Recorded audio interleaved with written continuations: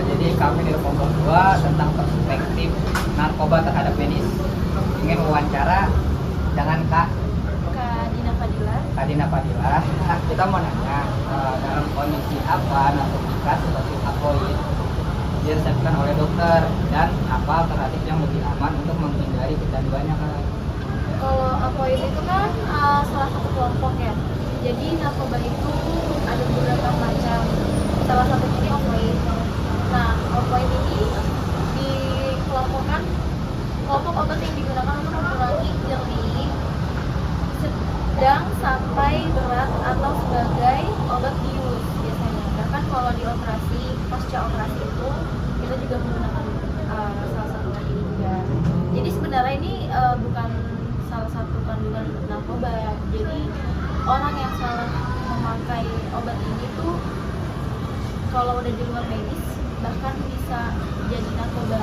Jadi emang ini nggak diresepkan oleh dokter karena memang untuk medis doang.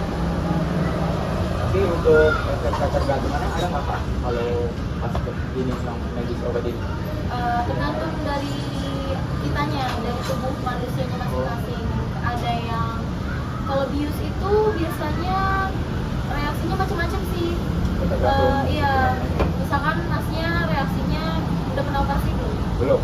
Ya biasanya kan rata-rata sadar biusnya itu dari ada yang nyanyi, ada yang marah, ada yang sampai kehilangan kesadaran benar-benar kayak nunggu seharian gitu. Kayak halusinasi lah ya? Halusinasi.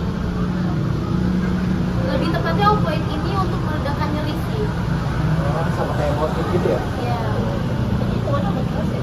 Iya, obat keras. Terus kita mau nanya lagi nih, Kak, kira-kira berapa lama durasi narkoba bertahan di urin dan darah? Durasinya itu kayak 2-3 bulan. Gantung juga dari tubuhnya manusia masing-masing karena tubuh manusia itu berbeda-beda. Tapi bisa lebih lama dari itu nggak, Pak? Bisa juga. Kalau memang orangnya yang benar-benar memakai dan kecanduan banget.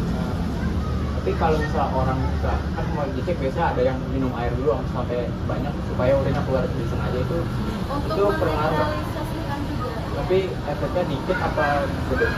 Sedikit kalau Sedikit. Tetap ada kan efeknya? tetap ada. Dan kalau misalkan untuk ngecek dari urin itu biasanya langsung positif. Karena salah satu dari ngecek ketahuan negatif atau positif dari narkoba itu lebih ke urin. Bisa juga dari keringat, dari rambut, dari manapun bisa, dari yang sendiri.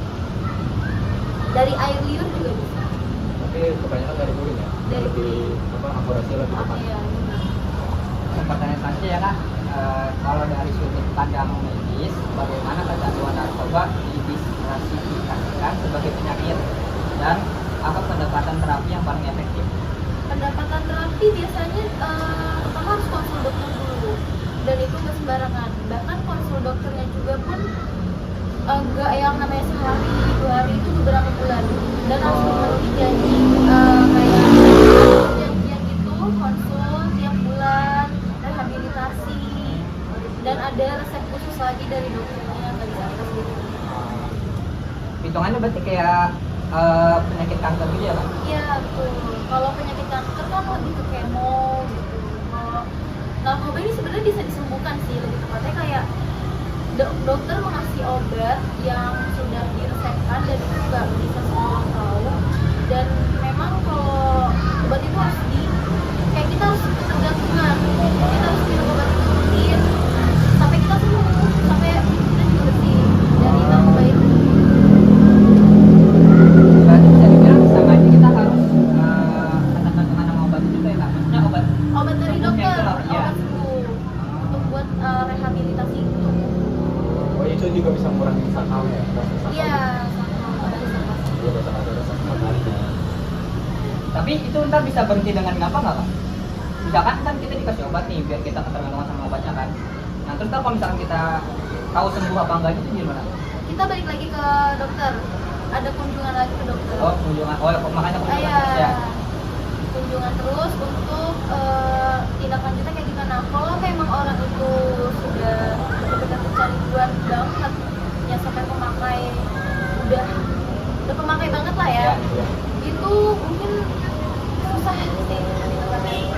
kemungkinan sembuhnya masih ada, cuma kecil ya? Pasti ada, tapi kecil. Bahkan untuk sampai kayak lebih ke tindakan operasi kita tepatnya.